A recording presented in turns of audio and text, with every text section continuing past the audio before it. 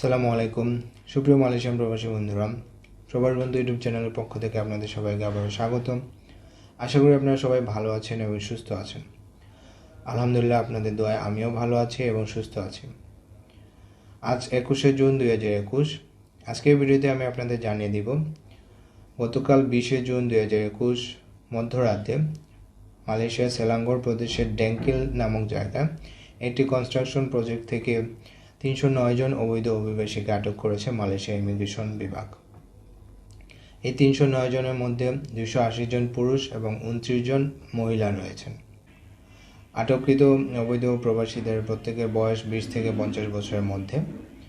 আটককৃত 309 জন অভিবাসীদের মধ্যে ইন্দোনেশিয়ান 193 জন, বাংলাদেশের 102 জন, ইন্ডিয়ার 2 জন, মায়ানমারের 8 জন এবং ভিয়েতনামের 4 জন নাগরিক রয়েছেন। চলুন এবার দেখে নেওয়া যাক বিস্তারিত সংবাদ।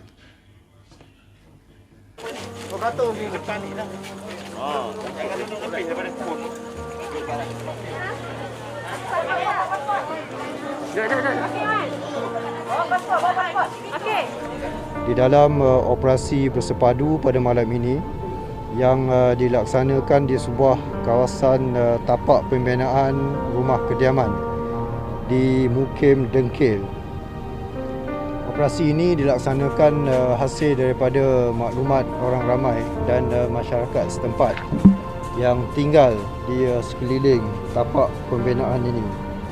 Jadi sebelum saya pergi kepada perkara-perkara berkaitan pemeriksaan dan tangkapan, saya percaya sebentar tadi media telah melihat bagaimana naif, sesak dan kotornya tempat kediaman pekerja-pekerja asing ini.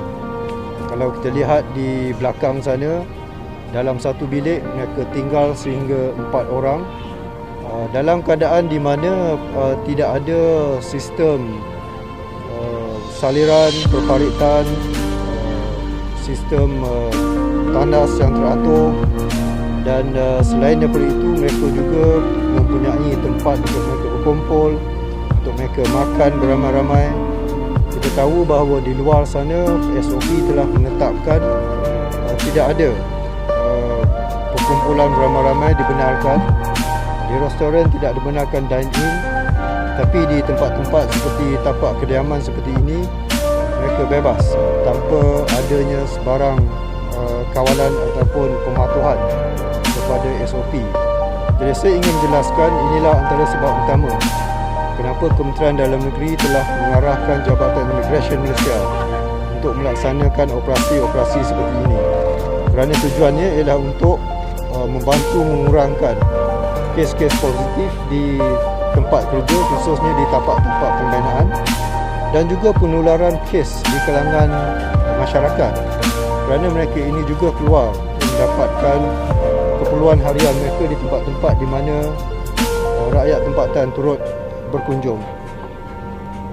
Hasil daripada operasi pada malam ini, seramai 715 orang warga negara asing telah diperiksa, dan daripada jumlah ini mereka yang ditahan untuk siasatan lanjut ialah seramai 309 orang.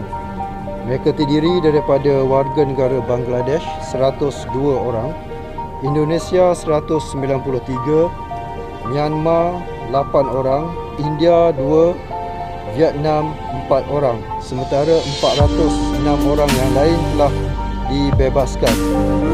Kebanyakan mereka ini berusia di antara 20 ke 52 tahun, dan dari segi jantina mereka yang ditahan ialah seramai 280 lelaki dan 29 orang wanita.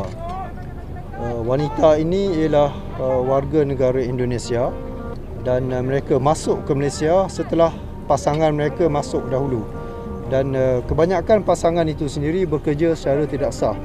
Setelah mereka berada di sini 7-8 bulan, berdasarkan kepada temu bual yang saya laksanakan tadi, pasangan mereka akan turut masuk dengan PAS lawatan sosial, bekerja dan terus tinggal melebihi masa yang ditetapkan. Jenis kesalahan yang dilakukan ialah Seksyen 6(1)C, iaitu tanpa sebarang dokumen, Dan kesalahan seterusnya ialah Section 15(1)C, tinggal lebih masa. Sama ada mereka masuk dengan pas lawatan sosial, iaitu masuk sebagai pelancong, kemudian terus tinggal melebihi tempoh yang dibenarkan, dan mereka bekerja secara tidak sah. Dan terdapat juga mereka yang bekerja di peringkat awalnya sah dengan menggunakan PLKS yang dikeluarkan, tetapi akhirnya mereka tidak memperbaharui pas kerja ini.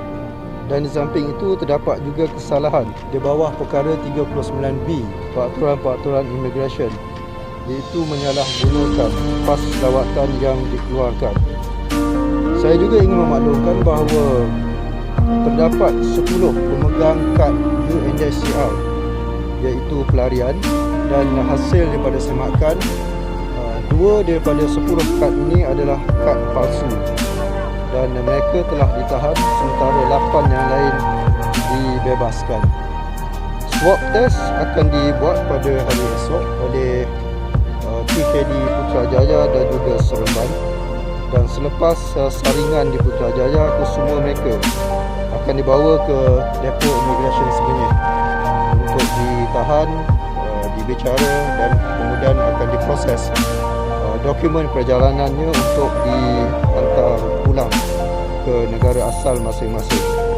Imigresen juga akan memanggil majikan mereka untuk siasatan